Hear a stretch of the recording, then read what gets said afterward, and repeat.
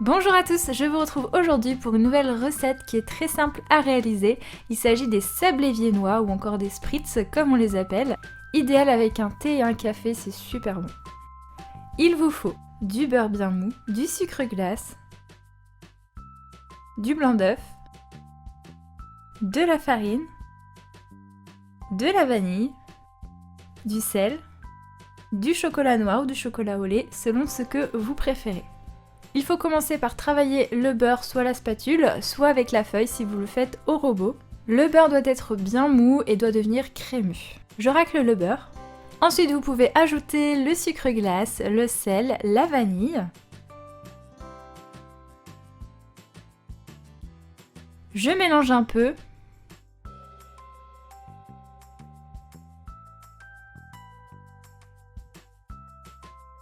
Je racle bien le tout sur les parois et ensuite j'ajoute le blanc d'œuf.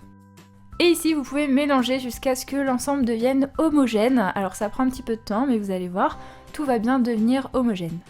Et maintenant il reste à ajouter la farine et à mélanger encore une dernière fois. La pâte est assez compacte donc pour vous aider à bien la dresser, je vous conseille une fois que vous l'avez mis dans la poche à bien la réchauffer avec vos mains.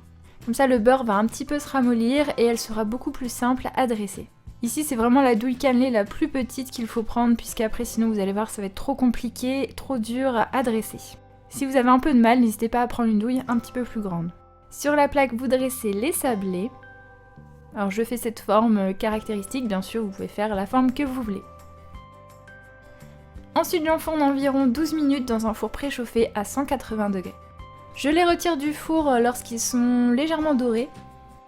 Et je les laisse refroidir sur une grille complètement avant de les toucher, ils vont durcir en refroidissant. Ensuite vous pouvez bien entendu les manger comme ça tout simplement, ou alors pour les plus gourmands comme moi, les enrober d'un côté.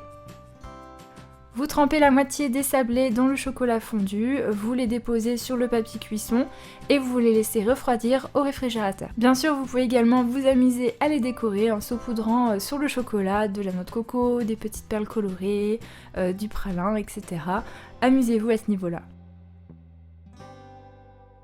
Alors, petit sondage, est-ce que comme moi vous commencez par manger le côté enrobé de chocolat ? Et voilà, les sablés viennois sont terminés, vous avez vu c'est vraiment super simple à faire, moi j'adore ce type de biscuit.